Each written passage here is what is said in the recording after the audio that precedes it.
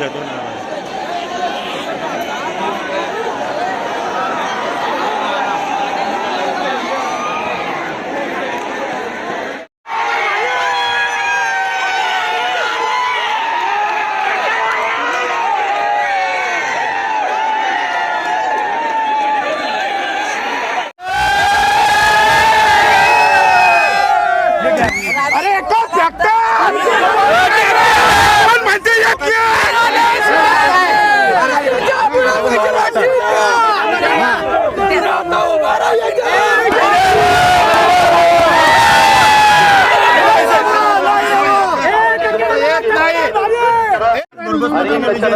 माझा हा विजय नसून माझ्या वरंगावकरांचा विजय आहे।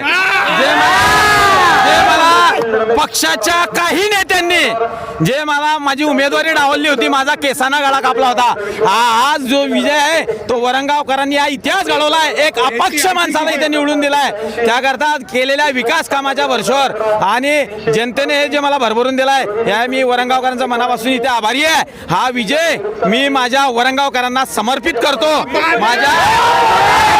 समर्पित करतो। परंतु आता ही लढाई सुरू झालेली आहे, ही अन्यायाच्या विरुद्धची लढाई, ही वरणगाव मधनं हिची ठिणगी इथेच पडलेली आहे आणि मी पूर्ण महाराष्ट्रामध्ये जाणार आहे आणि जिथे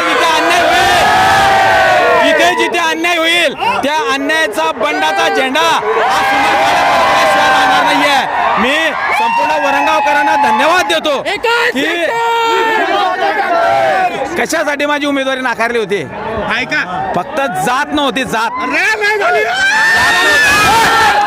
पैसा नव्हता म्हणून आज माझी जी उमेदवारी आहे, आज माझा विजय हा 1 रुपया खर्च न करताना वरंगावकरांनी मला पैसे दिले, 3 अंडे जमा झाले, 3 अंड्यात पैसे आणि लोकसभागातनं निवडणूक लढवली आणि आज हा लोकसभागातल्या निवडणुकीमध्ये माझा जो विजय झालेला आहे त्या विजय हा जनतेचा आहे। त्याकरता मी संपूर्ण वरंगावकरांना मनापासून धन्यवाद देणार आहे। हे महाराष्ट्रामध्ये ही पहिली निवडणूक झालेली आहे की जनतेनं वरंगावकरांनी हातात घेतली, एकूण 1 रुपया दिला, मला 3 अंडे जमा केले आणि त्या मेहनतच्या परिश्रमातनं धनशक्तीला आम्ही हरवलाय आणि ह्या जनशक्तीचा विजय वरणगाव शहरामध्ये इथे झालेला आहे।